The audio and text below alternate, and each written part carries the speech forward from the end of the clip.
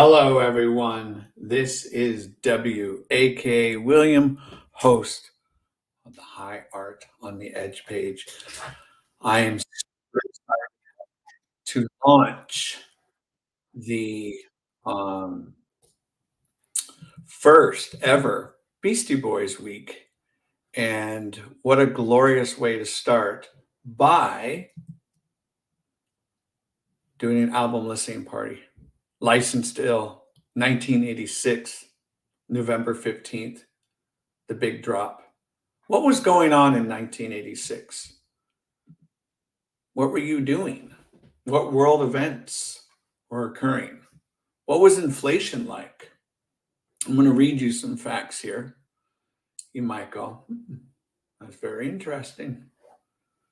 A jar of Skippy peanut butter, $1.49. Potatoes, 5 pounds, $1. Ford Mustang, $7,000. Average monthly rent, $385. Yearly inflation rate, 1.9%. Average cost of a new house, $89,000. Average income per year, $22,000. 1 gallon of gas, 89 cents average. Oprah Winfrey Show debuts nationally. The Soviet Union launches the Mir space station, 1986. Mad cow disease, remember that? Mad cow? Soviet nuclear reactor at Chernobyl explodes on April 26, causing release of radioactive material across much of Europe. And of course, the Beastie Boys drop Licensed to Ill. What makes this album so iconic? Do we start with the artwork? The famous cover of the plane? Do we talk about the tremendous amount of creativity that went into these songs, all the sampling? Or should we focus our minds on the different styles of music amalgamating themselves and creating so many memorable hooks using jazz, soul, funk, disco, hip hop, punk, rock, you name it.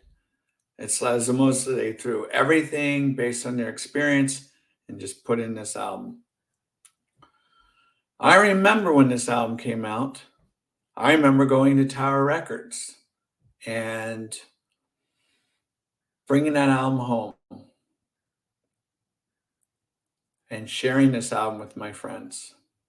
I couldn't believe how quickly the album grew as far as attention. What was that like for you, that first experience, hearing this album? So many iconic songs, starting with Ryman Stillin, New Style, She's Crafty, Slow Ride, Fight for Your Right, that famous MTV video. So what we're going to do now is we're going to launch Beastie Boys Week by doing an album listening party. And if you've never participated in an album listening party, this is how it works. You're going to queue up Licensed to Ill on your device at home. You might have it on vinyl, cassette, tape, CD, or digitally. And when I say hit play, you're going to hit play on your device and you're going to enjoy the album at your home. And you can post comments along the way. And let us know how you feel about these songs. How do these songs connect to you? What stories do you have to share about the Beastie Boys in relation to this album? And post your comments respectfully and see how you can connect with others. So that's how an album listening party works. So right now, get the album ready, Licensed to Ill. We're going to head all the way back to 1986. And this whole week, we're going to be dedicating our time and energies to the Beastie Boys. We will have several more listening parties. Each day, I will sprinkle in some fun facts, some trivia, some videos, what have you. And then on July 1st, the highly creative and very talented artist, Andrew Katz, he's going to join me in a conversation regarding the Beastie Boys and our feelings. And you never know who may show up. So that will be on July 1st. All right. So do you have the album queued up? Licensed to Ill? Great. Let's head back to 1986, shall we? When I say hit it, you're going to hit play. Enjoy. Thanks so much. Again, my name is W, host of the High Art on the Edge page. Licensed to Ill, Beastie Boys. Let's start with a little rhyming and stealing. Hit it.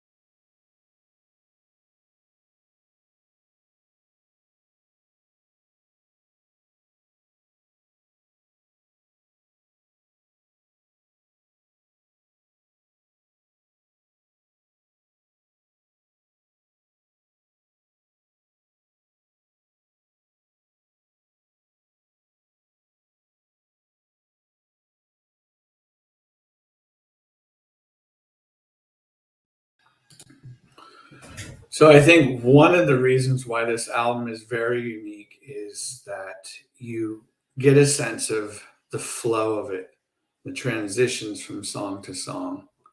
And I didn't fully appreciate that in the first 100 listens or so. But yeah, over time, that is an impressive feat how each song slides into another one. And it just creates that snowball energy and doesn't let go. So let's listen to the next track. This will be what many consider to be their favorite track of the new album, or the new album, License to Ill. It is The New Style.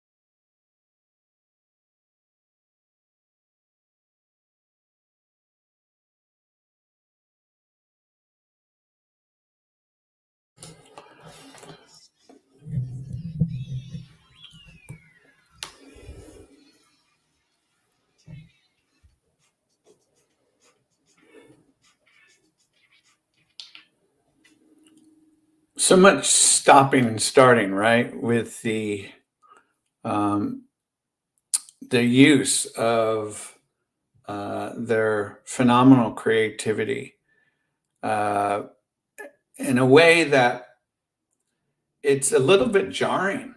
At least it was for me at first. It felt a little inconsistent, but as you learn more and appreciate about the style of music that they were incorporating, it makes sense. And with these really cool samples and these beats, again, it seems almost like, well, we've heard this a million times, but at that time, I don't recall ever feeling that way. Um, and the rhyming scheme and patterns with these lyrics and their ability to take turns in really creating a voice per member. That's what has impressed me over time.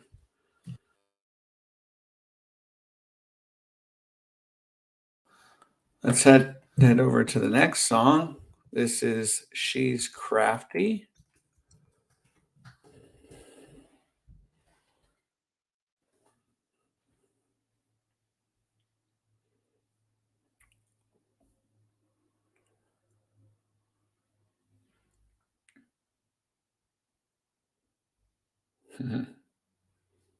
It's been a while since I've listened to this.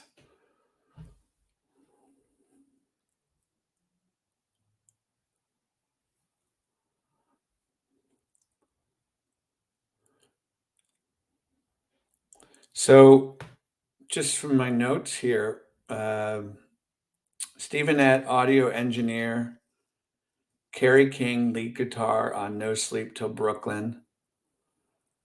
Um, Rick Rubin, producer. Mhm.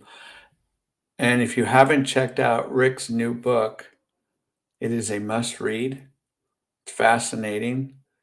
His observations on being a world renowned producer.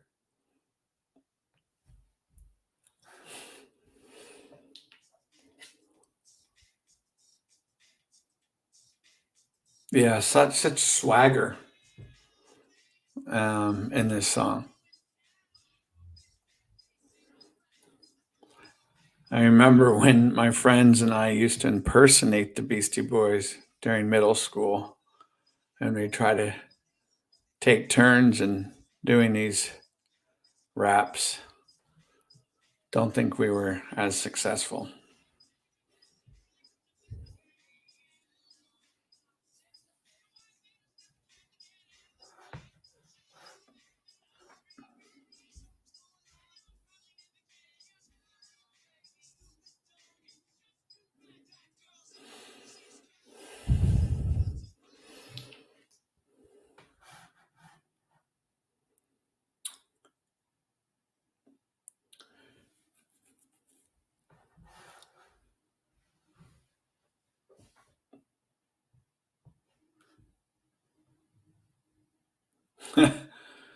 So many clever one liners.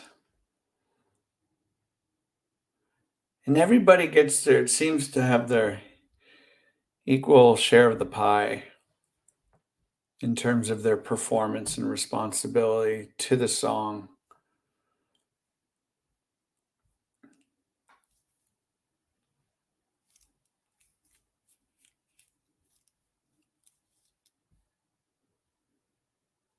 Now it says here that the album is 44 minutes. I never ever felt that. I always felt like the album just was like 30 minutes. It just moved and flowed so quickly. Um, and one song after another, when you listen to it, each song is creatively different from one another.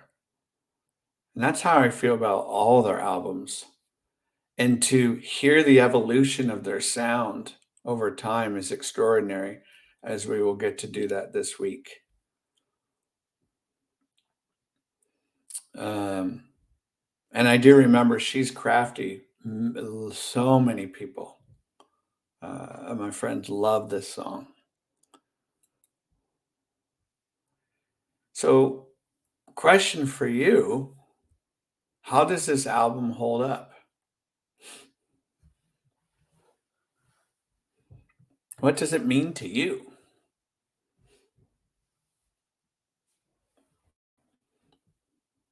Do you consider it their best album? Where would you place it?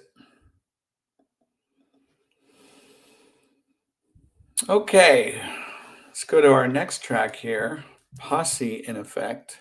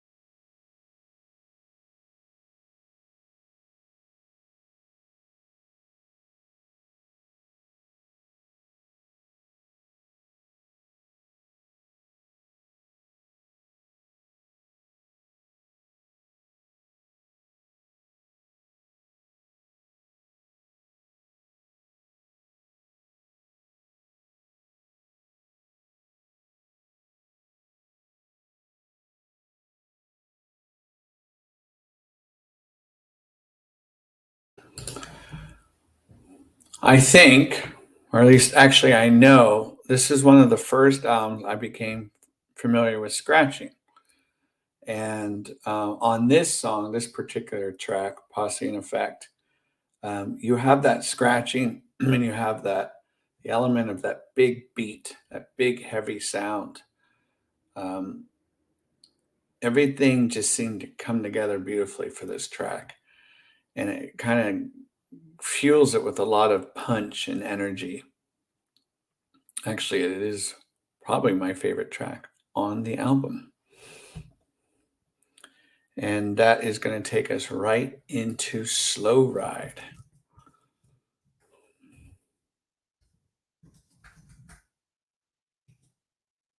Instant classic.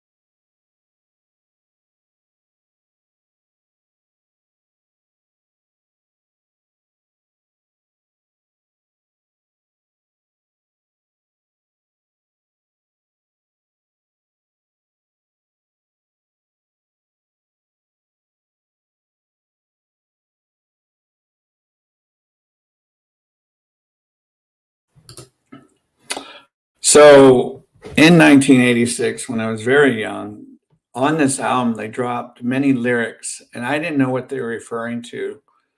I had no idea what Brass Monkey was. It's almost like as though they took these words and created their own lexicon and their own library of hip hop language. And that's what's been another impressive thing about the Beastie Boys is that so many of their lyrics have become iconic and have kind of take on this historical quality. All right, we're going to move into girls. Um, I think this is one of the songs to me over time. Uh, I used to love it, and then it just kind of I lost interest in it. Uh, I don't know truly why, but maybe you love it. Again, another classic Beastie Boys tune. My name is W, host of the High Art on the Edge page, listening to License to Ill. And if you're just tuning in, we are on the track Girls, and I want to know how this song appeals to you. What is it that you like about this song or this album? There are so many little parts that you can discuss with friends, Beastie Boy fans. And I'll let you in on a little secret here. For as many years as I've been listening to the Beastie Boys, I never saw them perform live. That is true, and I will forever kick myself. Never saw them perform live. I've seen many clips. I've heard from friends what they were like on stage. But yeah, for whatever reason, that experience eluded me.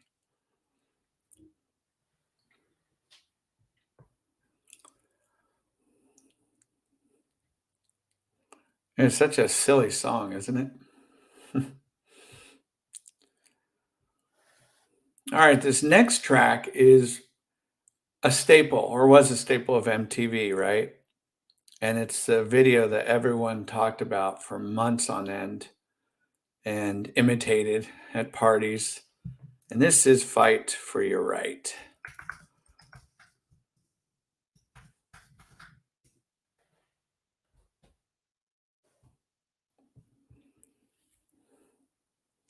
And I'm not sure if they were mocking anything with this song.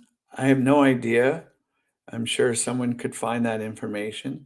I don't know if they were just going for a straight out like anthemic hit, but I certainly landed a big fish with this one.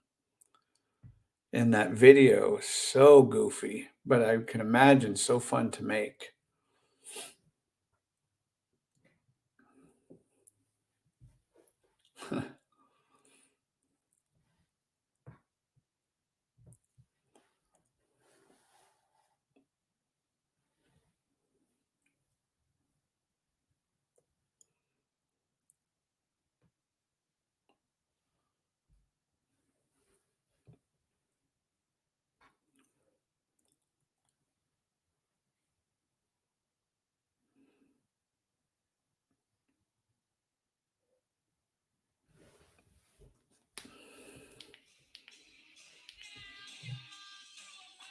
Yeah.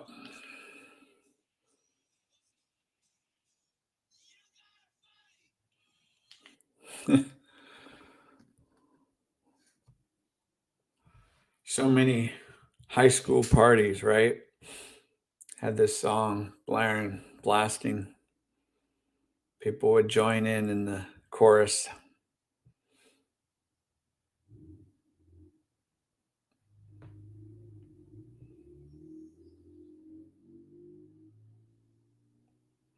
And one of the things I've always, if I ever met any of the Beastie Boys, I would ask them, like, how did they decide with lyrics and who was going to take what part?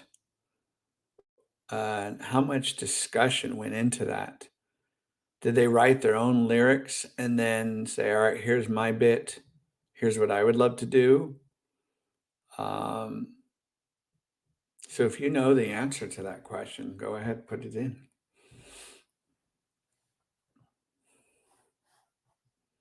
Big Bridge.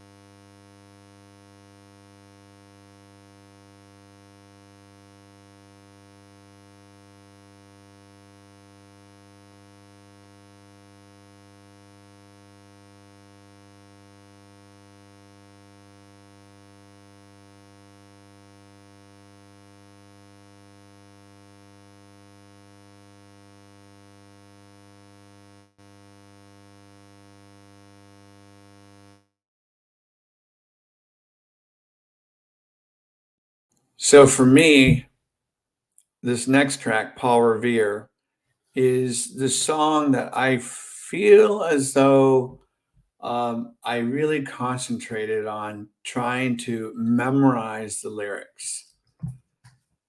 I just found it so witty, so unique,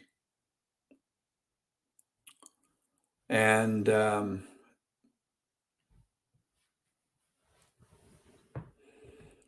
it's a true marvel.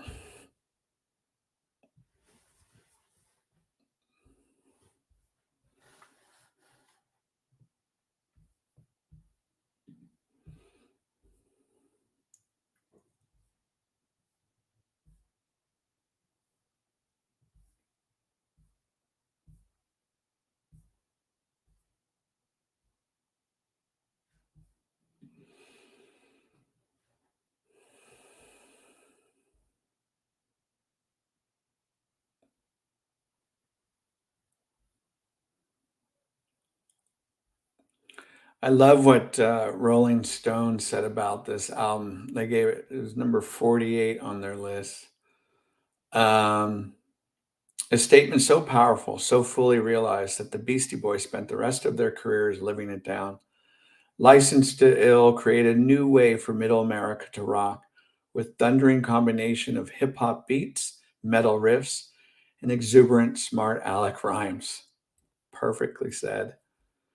And then fast forward a little bit. It's the definition of the debut album that takes over the world, the shock of the new with an impact that extends for decades. I completely concur.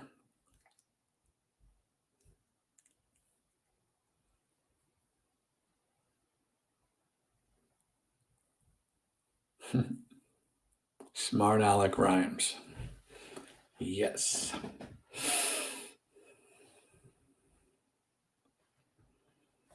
So if you're just tuning in, listening to Licensed to Ill, Beastie Boys album from 1986, we are midway through the song Paul Revere.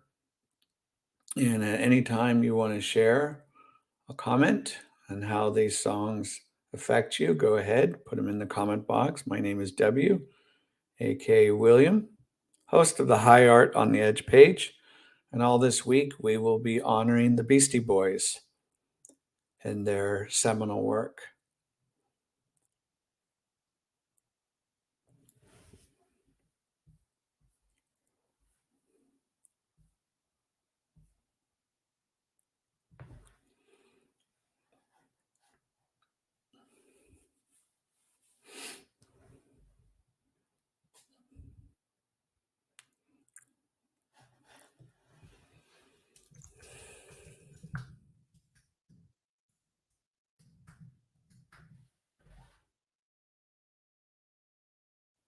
Oh, yeah, that bit right there in Paul Revere. Man, that is so good. Just these fine little nuances to this album. So crafty, so groundbreaking. All right, so we go from Paul Revere to Hold It Now, Hit It.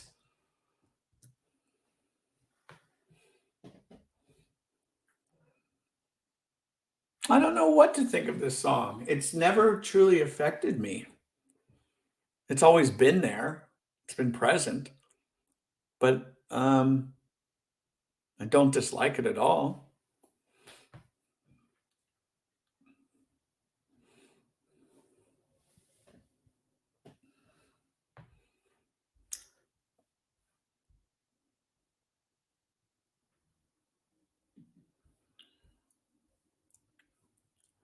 Sometimes when I listen to an album, I think about within the context of the time period at which the album came out. And as I mentioned at the beginning of this show, I talked about some of the events that happened in 1986 and kind of the mindset of America, where we were heading. And I remember one of the big events was that space shuttle, the Challenger, exploding. We had all gone to the library to watch Challenger, And when that thing uh, went up in smoke, I remember that visceral impact, um, and all those astronauts that lost their lives. And then, as I alluded to earlier, Oprah Winfrey. Um, Hey, outside the box thing. Thank you for tuning in. I'm glad this is a piece of your adolescence. That's what it's all about, right? We're retracing the steps here.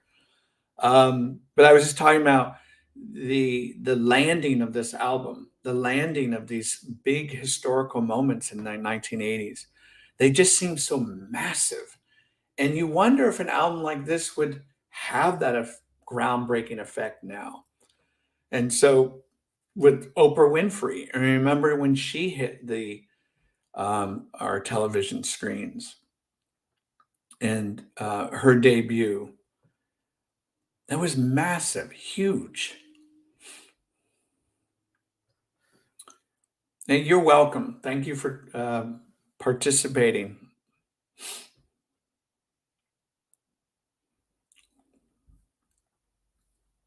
Haley's comment.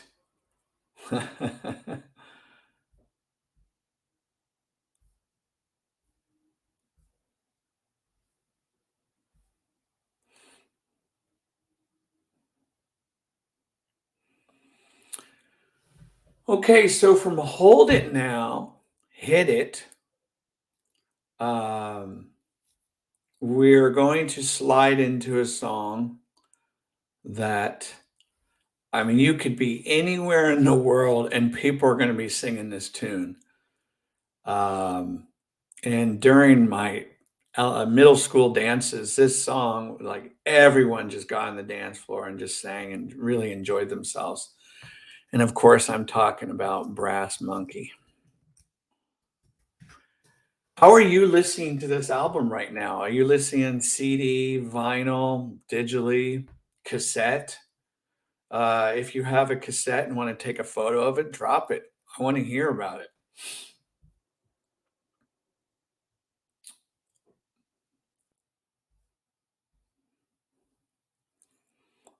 But yeah, this song, oh my goodness, so many parties.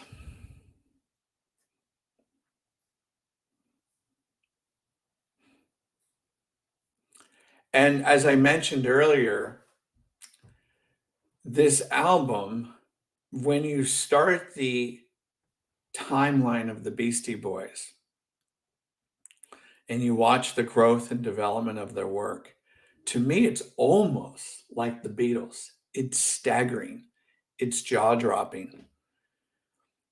And,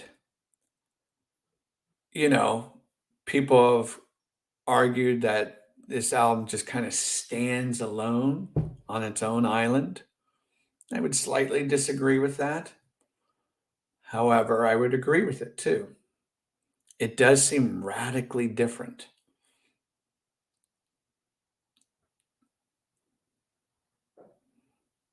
Brass Monkey. If you have any Beastie Boys fans, feel free to invite them to our events. They're going to be fun. And later today, I'm going to drop some trivia questions for you all. And they're going to be based on points 1, 2, and 3. 1 being the easier question, 3 being the hardest. And by the end of the week, tally up your points and see what you got.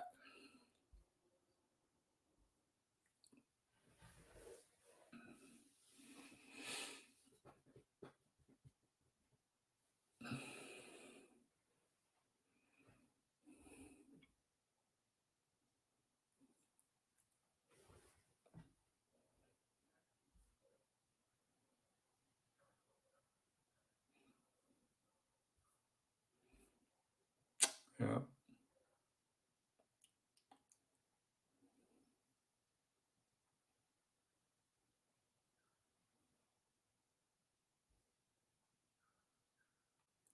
Margaret Thatcher was a world political leader at the time.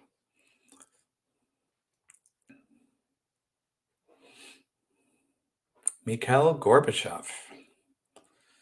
All right, here it is, Slow and Low. This is a biggie. Turn it up. I can't believe this album is almost over.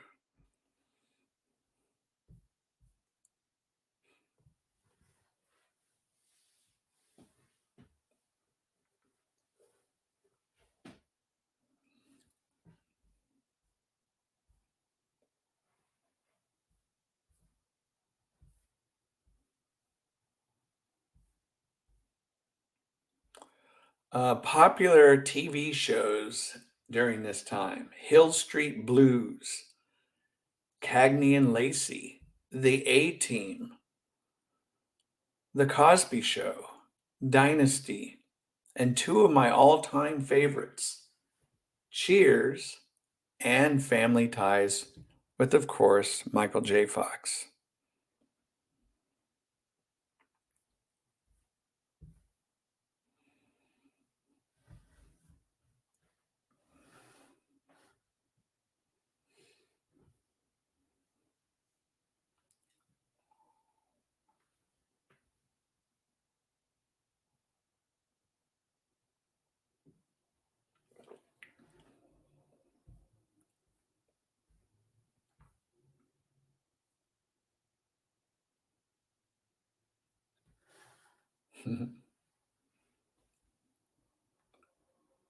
Yeah, I had hours upon hours listening to this with my friends. My friends, we'd play downstairs, and his mom was so kind for us to kind of tear apart the room. We had a ping pong table in there. We'd play football, sleepovers, parties, and it just became our room, our little refuge. And we just crank this song, this whole album, time and time again, Slow and Low.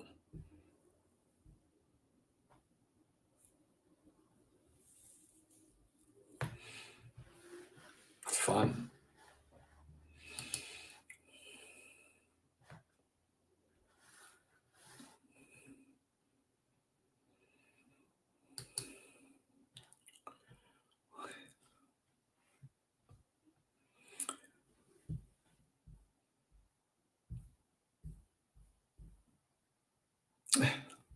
That's right.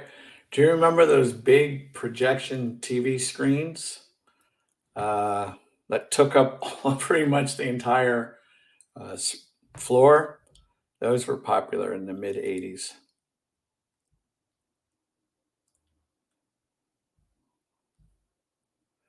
Big movies at the time: Star Trek 4, The Karate Kid, The Money Pit, of course, Top Gun, and let's not forget one of the greatest sequels of all time, Aliens.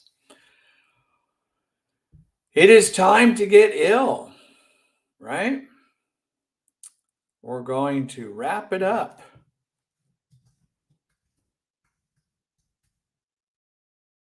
Here's a question for y'all. How many times does he use that word ill or illin on this album?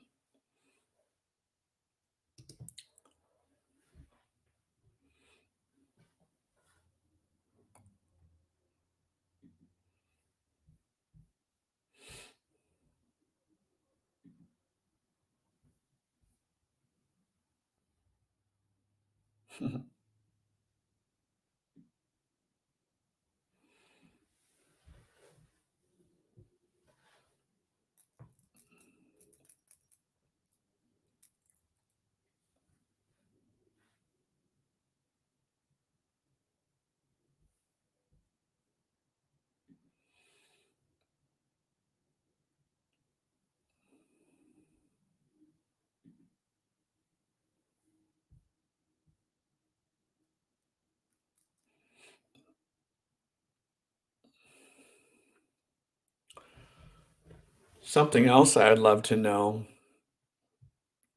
and I'm sure there's an interview out there with him, but what does Rick Rubin think about this album? He's such a man of simple words, but can be very moving and thoughtful. What are his thoughts and how this became so legendary?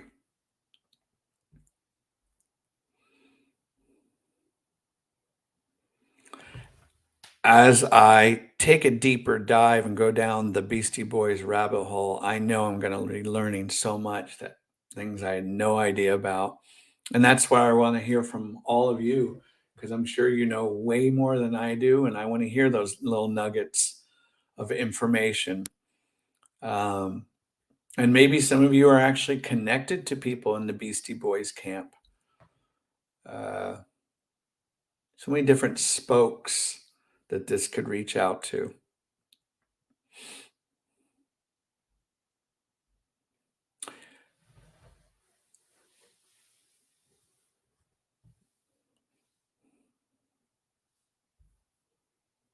Oh, yeah.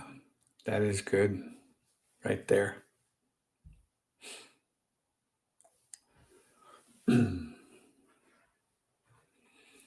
We're just about wrapping it up here for the first album listening party honoring the Beastie Boys. Um, Again, if you are just tuning in, all this week we'll be celebrating the work. I will be dropping some videos, concert footage, trivia questions. Don't forget about the surprise event on July 1st. That is with Andrew Katz, and he and I are going to talk about the impact of the Beastie Boys on our lives. And there might be a surprise guest or two. We shall see. Tomorrow, wait, just going to wait for it to end. Boom. Time to get ill and time to close the curtain. Tomorrow, we have Paul's Boutique, which many consider to be their best album and top 25 albums of all time. So I'm looking forward to hearing the discussion on what people think about Paul's Boutique and the stories. If you were tuning in earlier, uh, these album listening parties are a chance for you to kind of revisit these songs if you haven't heard them in a while, and an opportunity to share your stories and connections. So Paul's Boutique will be tomorrow starting at 9:30. Tell your friends, get that album queued up. And then on June 26th, we're going to do Check Your Head listening party, 8:30 a.m. June 29th will be Ill Communication. June 30th will be Hello Nasty at 8:30. And again, on July 1st, I'll be speaking with Andrew Katz. So that wraps up our first album listening party. You can always go back and type in your comments and listen to the album again if you missed it, whatever you want to do. How does that album hold up for you? What do you think about it? Is it still does it impress you like it did X amount of years ago? My name is W, host of the High Art on the Edge page. Thank you so much for tuning in. Let's continue to explore one of the most important bands of musical history, known as the Beastie Boys. Take care, everyone. Ciao.